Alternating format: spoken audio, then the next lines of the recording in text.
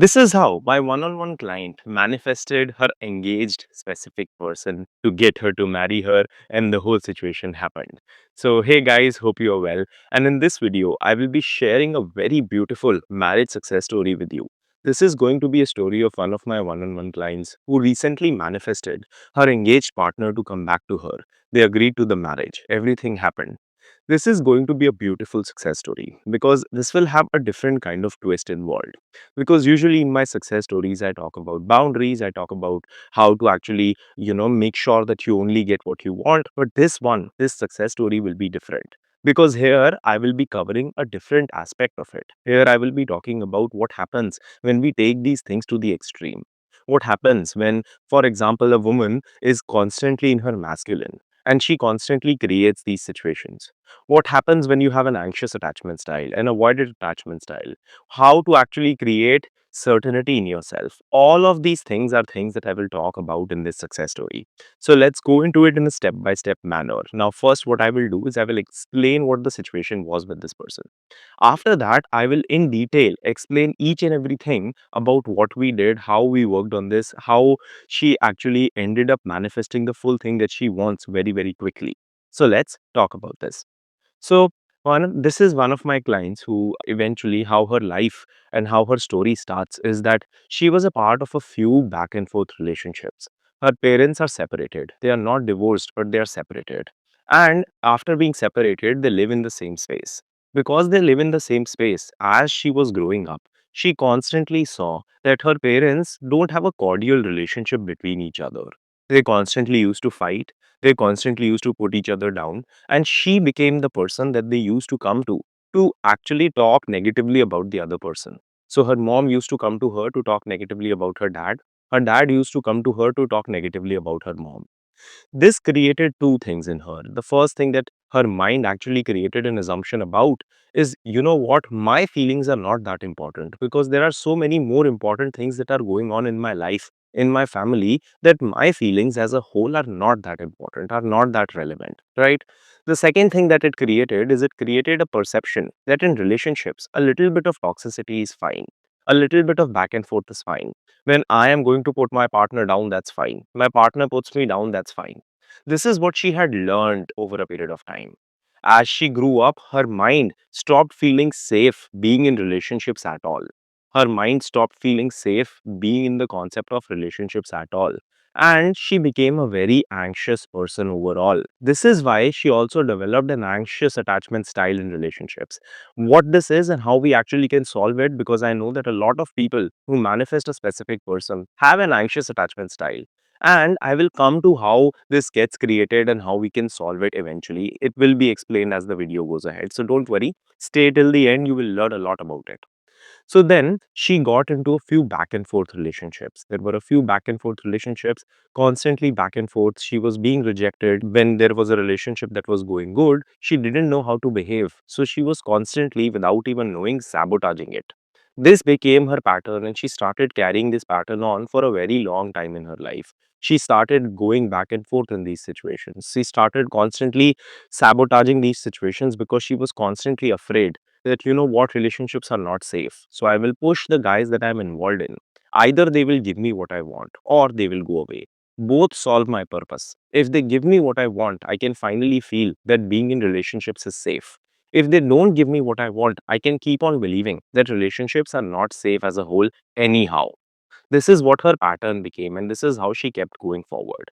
So she met after that this guy. Now, this is a guy that this is the specific person. She met this guy, and at the start of the relationship, this guy came into her very heavy, very strong, right? And because my client was actually very, very scarce for love, she was constantly in a zone where she just wanted love right now. She got involved with this person very quickly. In 2 to 3 months, they got engaged. Going back, would I have supported this decision or would I have advised her to do that? No.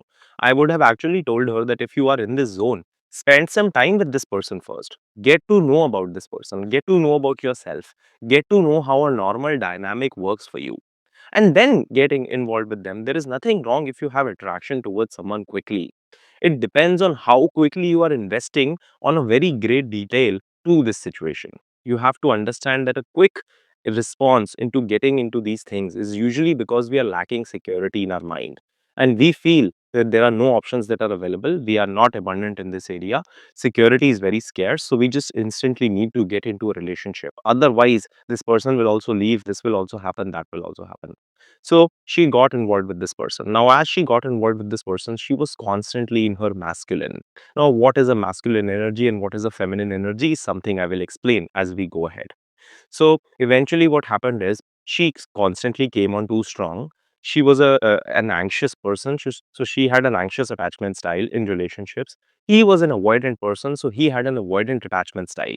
As they used to talk regularly, their fights never ended well. And because they didn't know each other that much and they still had gotten engaged, they separated after a period of time. Because the guy would come to her and she would go to him, and whenever they used to have conversations, it used to result into fights because they both did not know how to communicate.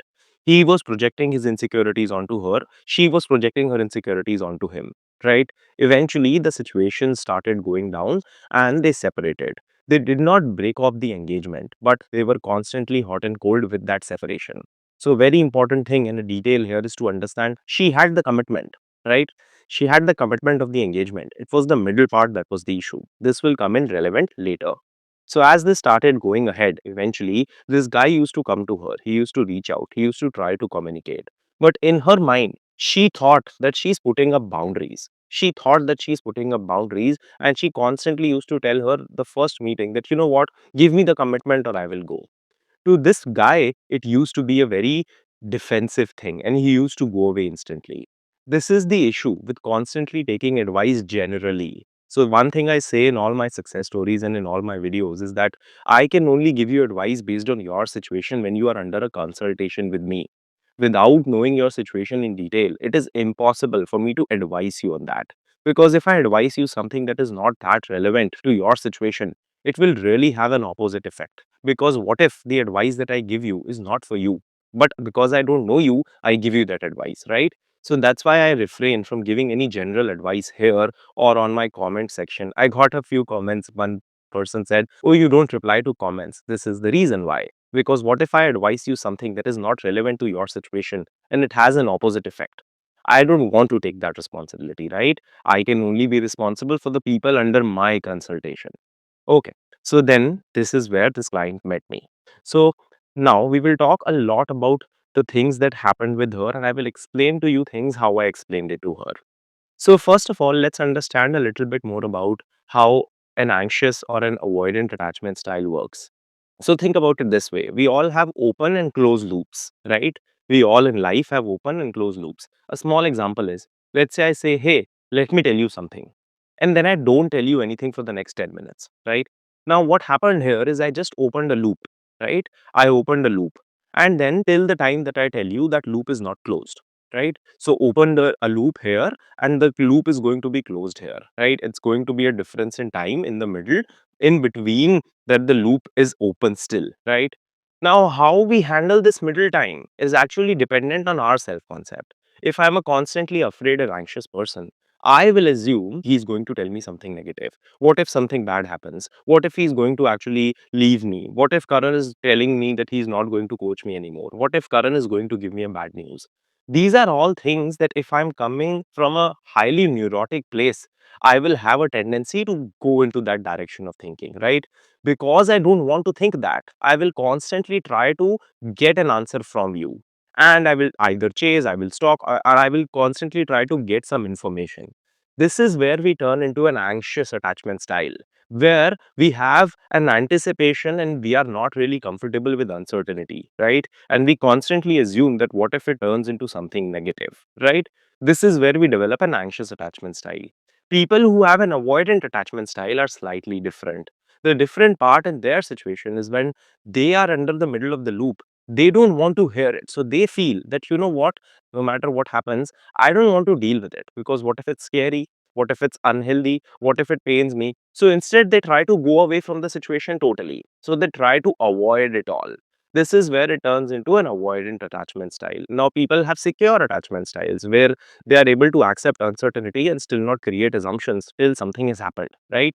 But we are not going to talk about that here. That's a separate video. So, my client, had a constant anxious attachment style, and her specific partner had a constant avoidant attachment style, because of which she was constantly going into her masculine. So, as this guy used to pull away, right?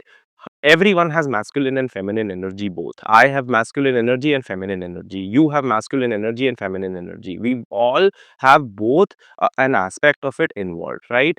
What was happening in her situation is that she was constantly being in her masculine, which means she was constantly trying to take charge. She was constantly trying to control. As this guy used to come to her under the pretense of boundaries, she was just escaping uncertainty. So, this guy, as he was coming to her, it wasn't that he was saying, I'm not going to commit to you. He just needed some time to feel safe. But as he was coming to her, instead of actually being okay with the uncertainty, she was trying to close it off by fake boundaries. So these are fake boundaries. We put them to escape uncertainty, not to empower ourselves, right?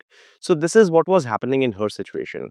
And this is where we were working together. So the first thing I told her was that I told her that, you know what, in your situation, boundaries would be quite different, because what actually happens is, as this guy comes to you, he starts to tell you that, you know what, I'm able to offer you this and I'm able to offer you that. And in his mind, he's taking effort, right?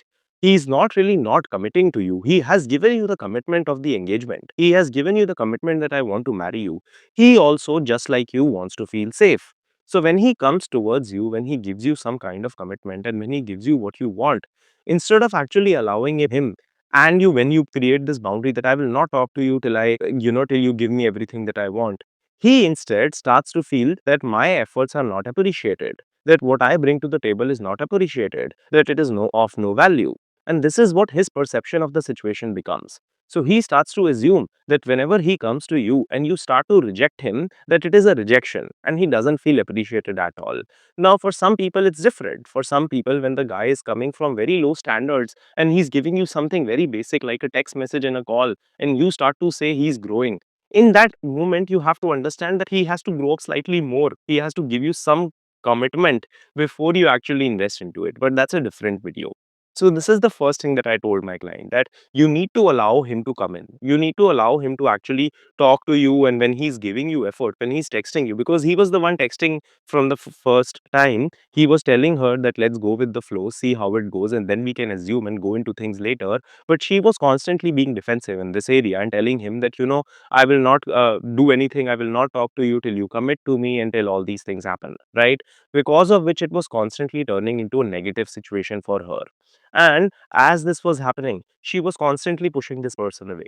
He would get pushed away, and after every few days, he would come back. But because he wouldn't feel appreciated, he would keep on getting pushed away. So, the first thing I told her is that you need to let him come in. He has already committed to you. Let him come in. Appreciate him for all the work that he's doing. This is a perfect opportunity for you to go into your feminine energy, to allow him to take the masculine role, because this was one of her complaints in the whole relationship that they had, right? So as this guy used to now come in, she used to be okay about the fact that he's coming in and used to appreciate him. I told her that you should start to think of it as the first time that you start dating. Flirt with him, have fun, enjoy the conversations, enjoy how this is going. This is what she started doing. So when this guy came to her, she started being in this enjoyment mode, that, I will enjoy this. That when he used to come and flirt, she used to flirt back. This used to become a situation because the commitment was implied. They just didn't feel safe with each other yet, right? The second thing that I told her is how to deal with uncertainty, because what was happening is, every time there used to be an uncertainty, right? This guy used to come and tell her, I am open to talking, but let's go with the flow a little bit.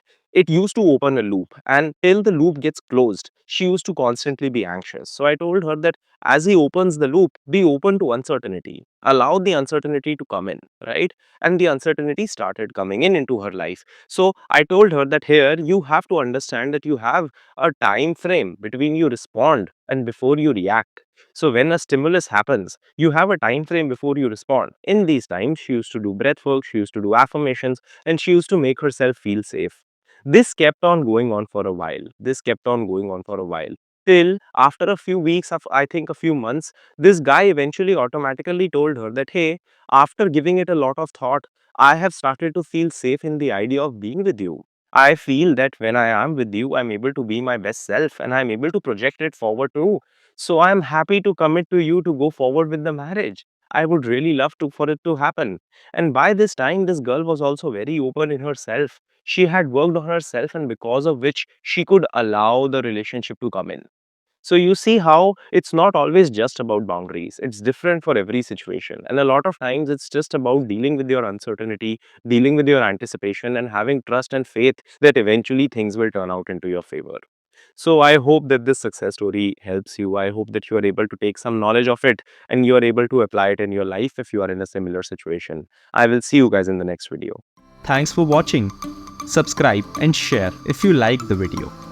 The link for my one-on-one coaching, my self-help courses, and my free newsletter are in the description box below.